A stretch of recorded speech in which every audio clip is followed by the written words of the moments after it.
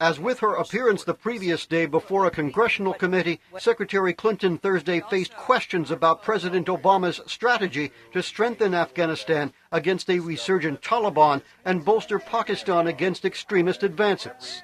Lawmakers voiced concerns about Pakistan's willingness to fully recognize the threat posed by the militants. Nita Lowy is the Democrat heading the House State Foreign Operations Subcommittee. How do we succeed in Pakistan if the Pakistanis themselves are either unwilling or incapable of making the tough choices and taking the tough action needed to confront the insurgency? Democratic Representative David Obi pointed to the Pakistani government's agreement with the Taliban in the Swat Valley, the latest manifestation of which could be seen in Taliban advances in the Buner region, only 100 kilometers from Islamabad. Obi warned that Pakistani political factions are still not seeing the real threat. We have factions playing for their own interest, not focused on the real threats to that state. You have the insistence of the Pak government that they continue to focus on India rather than focusing on the real threat.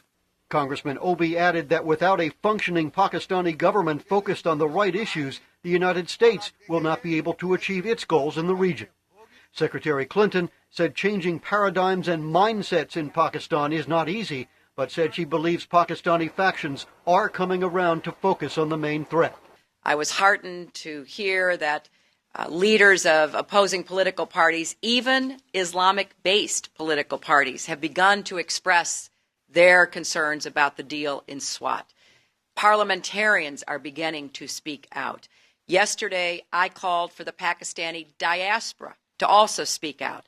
The Obama administration is preparing a list of benchmarks to measure progress in both Pakistan and Afghanistan, something Congress repeatedly sought in regard to the situation in Iraq during the Bush administration. Secretary Clinton said she agrees that these benchmarks are critical to assess progress. But we do think we owe you a set of measurements that we're going to try to judge whether we're making progress or not, and that you should be able to judge as well. On other issues at Thursday's hearing, Secretary Clinton said Washington will not deal with a Palestinian Authority unity government that includes Hamas unless Hamas recognizes Israel, renounces violence, and agrees to existing agreements.